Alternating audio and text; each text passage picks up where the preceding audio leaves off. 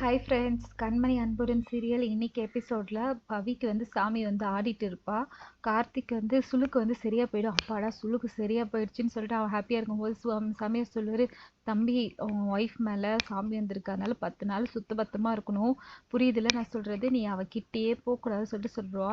உடனே கார்த்திக், ஐயோ இப்போதான் எல்லாம் சரியாச்சு, பார்த்தாக்கா இந்த மாதிரி சொல்லிட்டீங்களேன்னு சொல்லிட்டு அவன் ஒரு மாதிரி இதுவாயிடுவான். இங்கே கண்மணி அன்பு பாப்பா. அன்பு கோவப்பா இருப்பான். கண்மணி வெண்ணிலா சொன்னதெல்லாம் நினச்சி பாப்பா.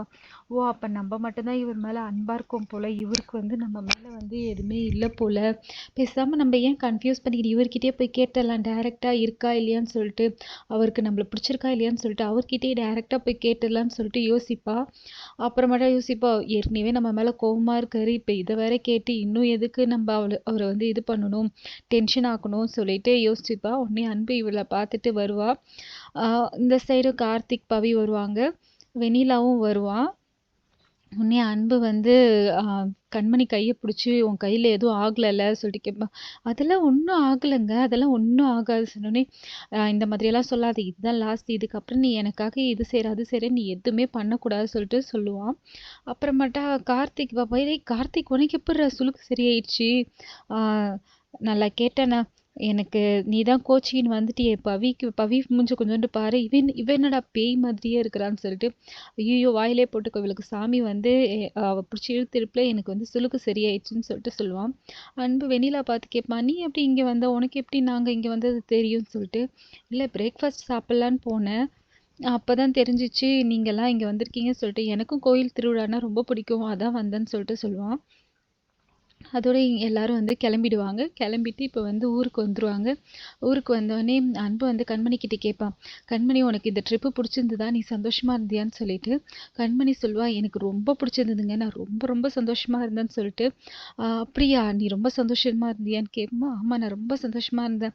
எதெல்லாம் உனக்கு ரொம்ப பிடிச்சிருந்தது, நம்ம போன சைக்கிளில் உங்களை ஃப்ரெண்டில் வச்சுட்டு போனது, அப்புறம் நைட் வாக்கு எல்லாமே ரொம்ப பிடிச்சிருந்தது, இந்த மாதிரி நம்ம அடிக்கடி போயிட்டு வந்தால் சூப்பராக இருக்கும்லங்கன்னு சொல்லுவா. ஓகே உனக்கு எங்கெங்கெல்லாம் போகணுன்னு ஆசையாக இருக்குது சொல்லு, நான் கூப்பிட்டுட்டு போகிறேன்னு சொல்லுவான். ஐயோ அதெல்லாம் ரொம்ப காஸ்ட்லியாக இருக்குங்க, நான் என்னோட ஆசையெல்லாம் சொன்னேன்.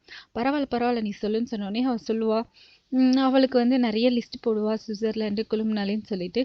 சரி உனக்கு இந்த உலகத்துலேயே ரொம்ப பிடிச்சது எதுன்னு சொல்லிட்டு கேட்பான். சரி எனக்கு ஒரு இடம் மனசில் இருக்குன்னு சொல்லிட்டு சொல்லுவாள்.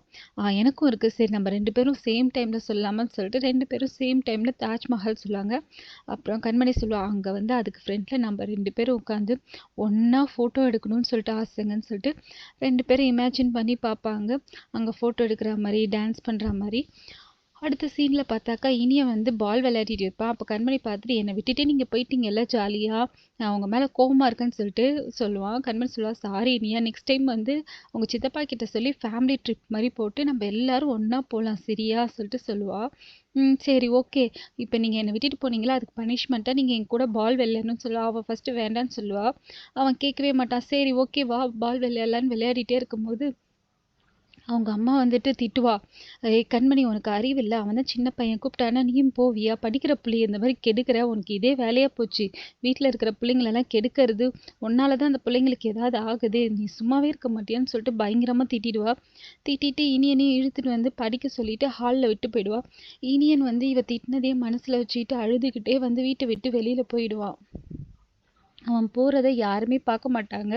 அவன் அழுதுகிட்டே வீட்டை விட்டு வெளியில் போயிடுவான். இவன் ஒரு பக்கம் செடிக்கெல்லாம் தண்ணி ஊற்றிட்டு இருப்பான். கண்மணி இவ எங்கே இனியனை காணான்னு சொல்லிட்டு தேடிட்டு கண்மணிக்கிட்ட கேட்பா, ஏய் கண்மணி எங்கே இனியன்னு சொல்லிட்டு. என்ன கேட்குறீங்க, நீங்கள் தானே கூப்பிட்டுட்டு போனீங்க, ஐயோ அவனை காணான்னு சொல்லிட்டு எல்லாரையும் கூப்பிட ஆரம்பிச்சிருவா. எல்லாரையும் கூப்பிட்டு இனியனை காணான்னு சொல்லிட்டு உடனே போலீஸ் கம்ப்ளைண்ட் எல்லாம் போட்டு எல்லாரும் ஒரு பக்கம் தேட ஆரம்பிச்சிருவாங்க. இதுக்கு கண்மணி தான் காரணன்ற மாதிரி எல்லாரும் பழி போட்டுருவாங்க. பாட்டியும் அவங்க அம்மாவும் இதுக்கு கண்மணி தான் காரணம், இவளால் தான் அவன் காணாம போயிட்டான்ற மாதிரி இது பண்ணுறாங்க. இதோட இன்னைக்கு எபிசோட் முடியுது. நாளைக்கு எபிசோட்ல இனியன் எங்கே இருக்கான், கண்டுபிடிக்கிறானா, இதனால என்னென்ன ஆகுது சொல்லிட்டு நாளைக்கு பார்ப்போம். இந்த வீடியோ பிடிச்சிருந்தா லைக் பண்ணுங்கள், சப்ஸ்கிரைப் பண்ணுங்கள். தேங்க்யூ ஃப்ரெண்ட்ஸ், பாய்.